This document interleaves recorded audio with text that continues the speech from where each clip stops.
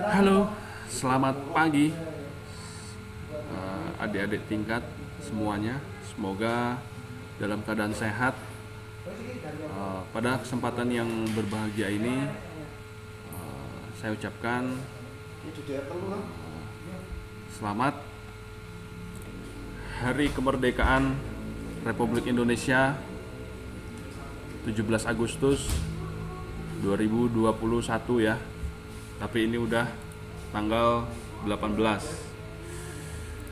Oke, di kegiatan kita yang berbahagia ini kita akan ngebahas sebuah materi, yaitu lagi-lagi di teknologi layanan jaringan. Kita akan ngebahas tentang teknologi komunikasi data dan suara. Nih, bab 4 ya. Jadi sedikit lagi nih, scrollnya tinggal setengah lagi. Jangan bosen ya. Kita akan kebanyakan teori dulu di kelas 11. Tapi ketika sudah kelas 12 kita akan konfigurasi di teknologi layanan jaringan. Kita lanjutkan ini 4.1 nih. Komunikasi data adalah proses pengiriman informasi di antara dua titik menggunakan kode biner melewati saluran transmisi dan peralatan switching. Dapat terjadi antara komputer dengan komputer, komputer dengan terminal, atau komputer dengan peralatan, seperti itu.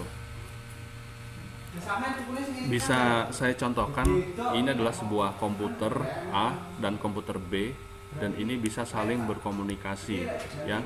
Ini adalah sebuah teknologi untuk saling berkomunikasi, berbagi sumber data, berkirim sebuah data, seperti itu. Terus kalau untuk HP gimana Pak? Nah, biasanya sampean itu kadang menggunakan Bluetooth gitu ya, Bluetooth atau pakai share itu bisa berkirim sebuah data. Oh nggih, berkirim sebuah data. Bisa ya Bu, dilut. Berkirim sebuah data seperti itu. Terus kita lanjutkan komunikasi data dan jaringan komputer. Tujuan dari komunikasi data sebagai berikut nih. Bisa sampean baca sendiri ya. Saya masuk sebentar di kelas sampean. Saya skip dulu. Saya pause dulu kok di skip. Bentar ya. Halo. Saya akan lanjutkan. Saya barusan masuk ke ruangan kalian dan ini saya sudah bikinkan video lagi. Ini tujuannya ini ya, memungkinkan pengiriman data dalam jumlah besar tanpa kesalahan dan ekonomis tentunya dari suatu tempat ke tempat yang lain. Misalkan ini laptop ada di gedung lantai 1. Terus ini yang laptop B berada di gedung lantai 5 misalkan ya. Dan sudah tersambung menggunakan kabel jaringan, kabel UTP.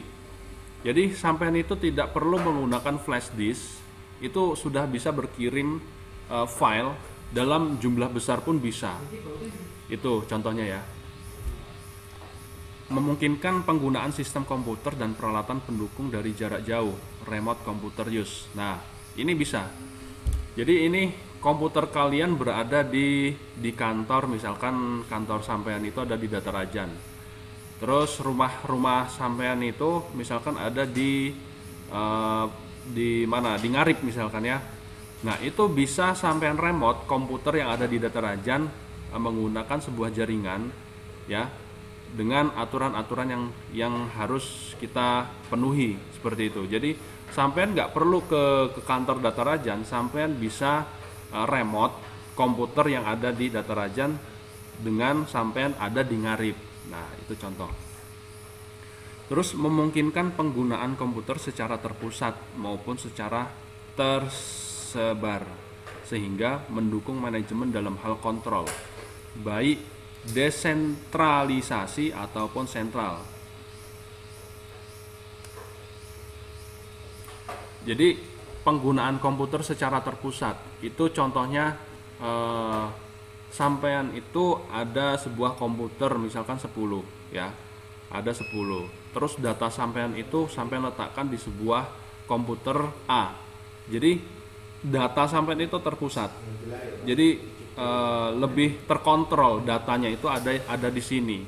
Jadi laptop sampean ini A laptop sampean, terus ini B laptop sampean, terus ini yang C ini adalah sebuah data ya. Dan laptop yang ini sama yang ini tadi ini bisa mengambil sebuah data yang ada di sini. Seperti itu. Bisa dikontrol ini ya.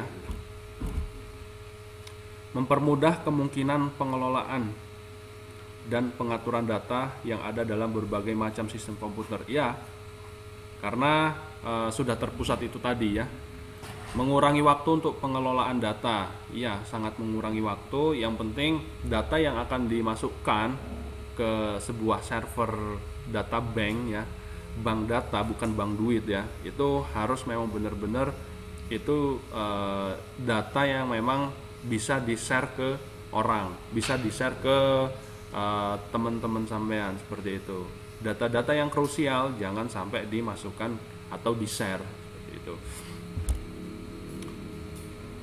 Mendapatkan dan langsung dari sumbernya. Ya, langsung dari sumbernya yaitu di server ini tadi. Mempercepat penyebar luasan informasi. Ya, benar. Kita lanjutkan. Dan ketika sampean belum begitu paham, ini sampean ulang-ulang aja ini. Diulang, terus dipahami, diamati, dan sampean rangkum sendiri. Kita lanjutkan. Ini teknologi komunikasi suara. Merupakan komunikasi yang paling umum digunakan berupa informasi yang disampaikan melalui perantara suara untuk didengarkan ya. Contoh dari komunikasi suara yaitu radio. Komunikasi siaran radio yang sampean pahami di siaran radio seperti apa.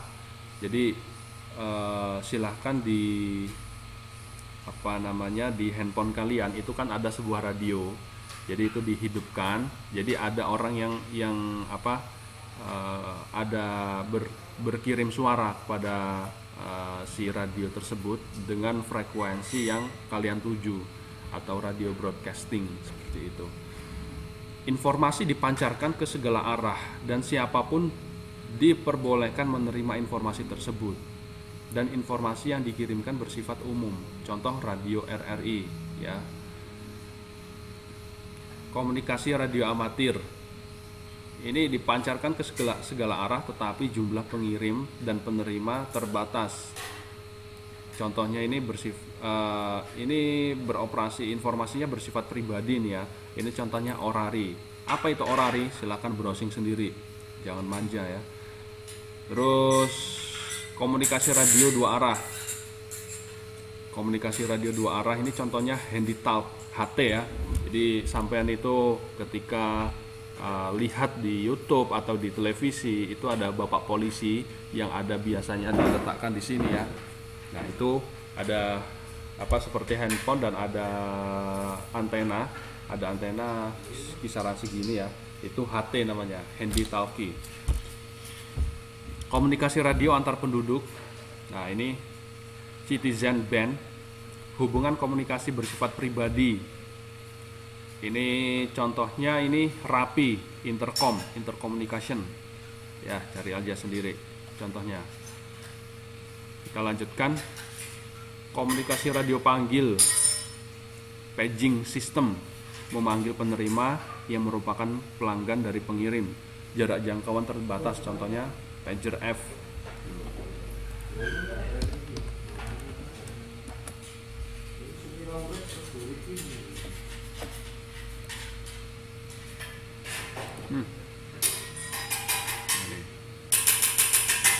Seperti ini ya.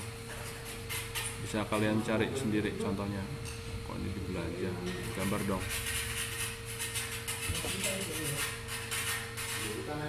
Nah ini pager F. Kita lanjutkan. Nih komunikasi telepon. Ini bersifat pribadi ya atau niaga. Jumlah informasi yang disampaikan tidak terbatas, kerahasiaan terjaga, jarak jangkauan paling luas, menggunakan manajemen pertukaran, contohnya telepon dial. telepon dial itu seperti sampai nelpon sama teman kalian lewat WA atau jaringan seluler seperti itu. Oke, selesai. Ini ada sebuah latihan soal karena ini sudah 10 menit, tidak jangan sampai terlalu banyak ininya ya, waktunya. Jadi silahkan dikerjakan dan ditulis di buku dan difoto dan sampean kirim ke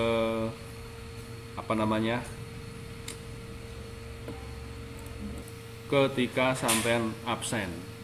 Oke, sekian pada pembahasan kali ini. Kita akan melanjutkan materi-materi yang akan datang, akan saya buatkan video selanjutnya.